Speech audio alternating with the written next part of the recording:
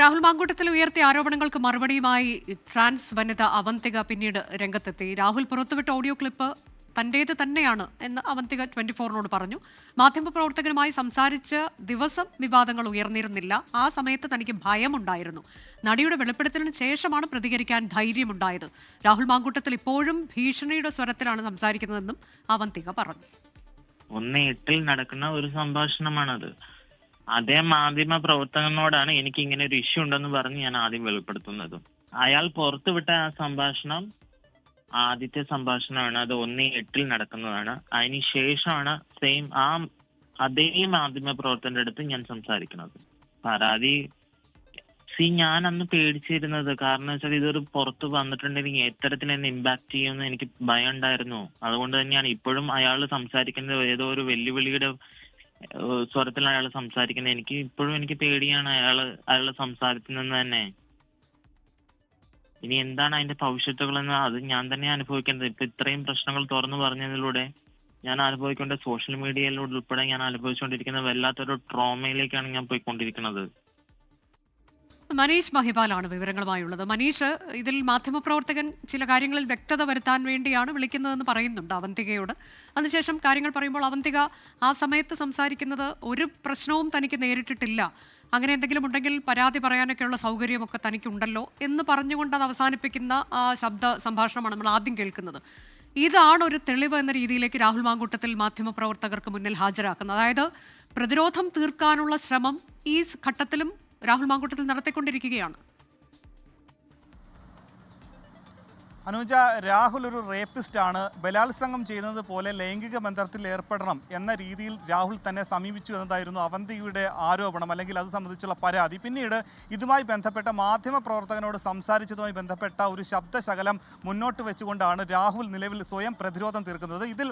ഇതുമായി ബന്ധപ്പെട്ട ഈ ട്രാൻസ് വുമൺ നിരത്തുന്ന മറ്റ് അവകാശവാദങ്ങൾ അല്ലെങ്കിൽ ഇതിനെ പൊളിക്കുന്നത് ഇത് ഓഗസ്റ്റ് 1-ാം തീയതി നടത്തിയ സംഭാഷണമാണ്. ആ സമയത്ത് വിവാദങ്ങൾ ഉയർന്നിരുന്നില്ല. ആ ഘട്ടത്തിൽ തനിക്ക് ഇത് പുറത്ത് പറയാൻ ഭയമുണ്ടായിരുന്നു. പക്ഷേ ഇതുമായി ബന്ധപ്പെട്ട ടെലിഗ്രാം ചാറ്റുകൾ പുറത്തുവിടാനുള്ള ധൈര്യം രാഹുലിനുണ്ടോ? ഒപ്പം തന്നെ വാനിഷ് മോഡിലാണ് അത് ചാറ്റ് ചെയ്യുന്നത്. ഒരിക്കലും നമുക്ക് അത്തരം ചാറ്റുകൾ സ്ക്രീൻഷോട്ട് എടുക്കപ്പെടുകയോ അല്ലെങ്കിൽ അയക്കുന്ന സന്ദേശങ്ങൾ റീസ്റ്റോർ ചെയ്യാനോ അല്ലെങ്കിൽ സ്വന്തം ഫോണിലേക്ക് സ്റ്റോർ ചെയ്യാനുള്ള സംവിധാനവുമില്ല.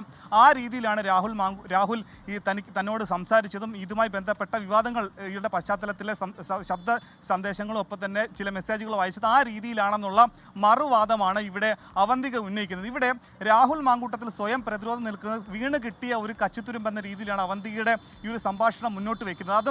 അത് ഓഗസ്റ്റ് 1-ാം തീയതി നിരത്തുന്നത്. അതിനു മുൻപ് തന്നെ തന്നോട് പല രീതിയിൽ മോശമായി സംസാരിച്ചു. നേരത്തെ സൂചിപ്പിച്ചതുപോലെ ബലാത്സംഗം ചെയ്യണമെന്ന രീതിയിൽ ലൈംഗിക ബന്ധത്തിൽ ഏർപ്പെടണം എന്നുള്ള ആരോപണമൊക്കെ തന്നെ ഉണ്ടായത് അതിന് മുൻപാണ്. പക്ഷേ താനത് പറയാഞ്ഞത് ഇത്തരത്തിൽ വിവാദങ്ങൾ ഉയർന്ന ഘട്ടത്തിൽ ശേഷമാണ് അത് പറയുന്നത്.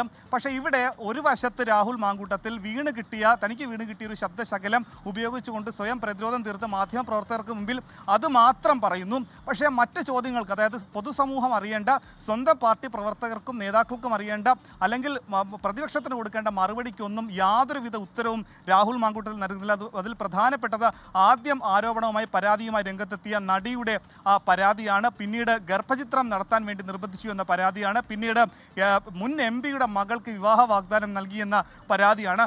അത്തരത്തിൽ 6-7 പരാതിയോ ഇതിനോടകം തന്നെ രാഹുൽ മാങ്കൂട്ടത്തിനെതിരെ ഉയർന്നിട്ടുണ്ട്.